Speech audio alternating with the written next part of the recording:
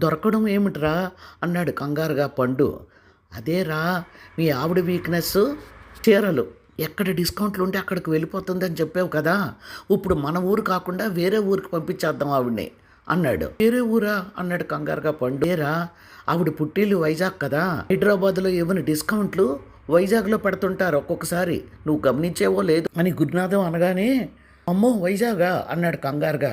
ఎందుకురా ఫ్రీ బస్సులే కదా, ఒక పని చేయి, ఇప్పుడుతో బాగా గొడవ పెట్టుకో, గొడవ అయిన వెంటనే వైజాగ్లో డిస్కౌంట్స్ ప్రారంభం అయ్యాయి అన్న న్యూస్ని 1కి 10 సార్లు పెట్టు. టెంప్ట్ అయిపోయి కోపంగా బస్సు ఎక్కి వెళ్ళిపోతుంది. నిజంగా వెళ్తుందంటావా అన్నాడు పండు. ఎందుకు వెళ్ళదు, ఆ కోపం కంట్రోల్ చేసుకోవాలంటే ఫ్రీ అంటే పిచ్చి కదా ఆవిడికి, వెంటనే వైజాగ్ ఎక్కువేస్తుంది బస్సు అని గురునాథం అనగానే, వర్కౌట్ అవుతుందంటావా అని దైనా వర్కౌట్ అవ్వదు, కానీ ఆడవాళ్ళకి చీరలు పిచ్చి వాళ్ళని ఈ ప్లాన్ ఖచ్చితంగా వర్కౌట్ అవుతుంది చూడు అన్న. థ్యాంక్స్ రా.